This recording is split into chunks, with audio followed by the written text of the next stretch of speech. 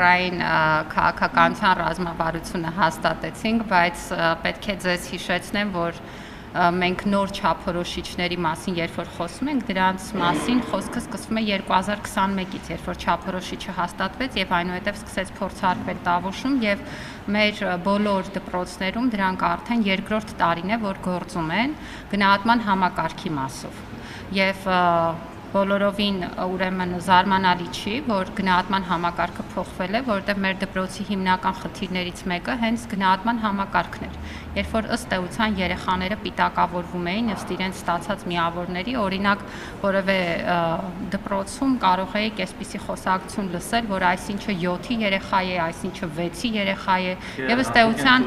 երեխաների մասին խոսակցությունը, նրանց կրթական արդյունքի մասին խոսակցությունը փոխարինվում էր թվերի խոսակցությամբ եւ սա նաեւ երեխաների պիտակավորման եւ նաեւ երեխայի հետագա մոտիվացիայի սովորելու վրա ազդող շատ լուրջ գործոն էր եւ ավելին սա բերում էր մի իրավիճակի, երբ որ երեխաները սկսում էին ուղղորդվել միայն գնահատականի համար սովորելու, ինչը ամենևին էլ մեր նպատակը չի, մեր նպատակն է, որպեսզի նրանք ստանան գիտելիք, հմտություն, կարողանան ձևավորվել որպես լիարժեք քաղաքացիներ եւ ձեր նշած իրավիճակը վերաբերում է նրան, որ միավորային գնահատականի փոխարեն պետք է տարրական դասարաններում գործեն գնահատման այլ ձևեր, բնութագիր, ինչը նշանակում է, որ երեխան պետք է հասկանա, որ օրինակ ինքը լավ է կարդում, բայց մաթեմատիկայի այս առաջադրանքները լուծելուց դեռևս դժվարություններ ունի։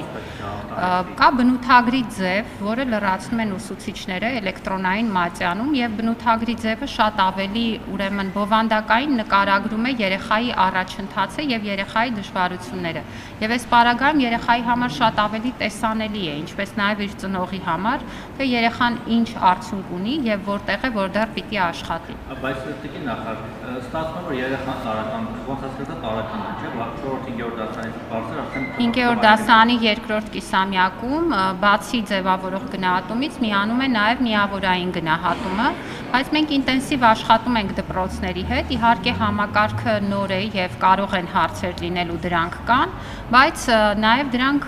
ներդրման ընթացքի հարցեր են, որոնք պարզաբանվում են։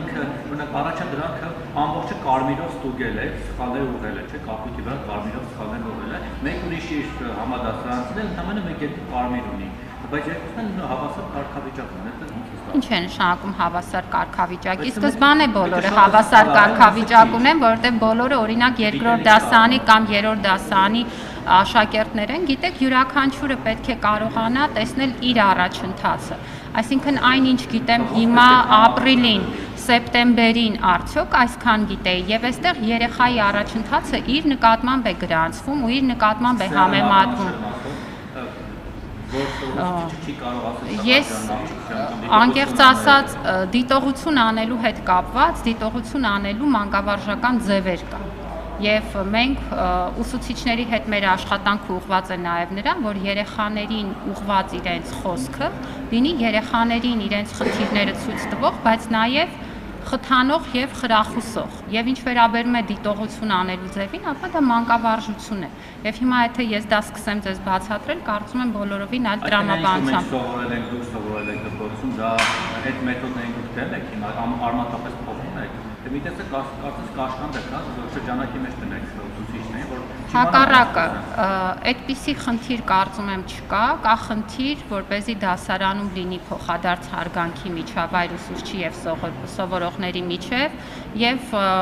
մեր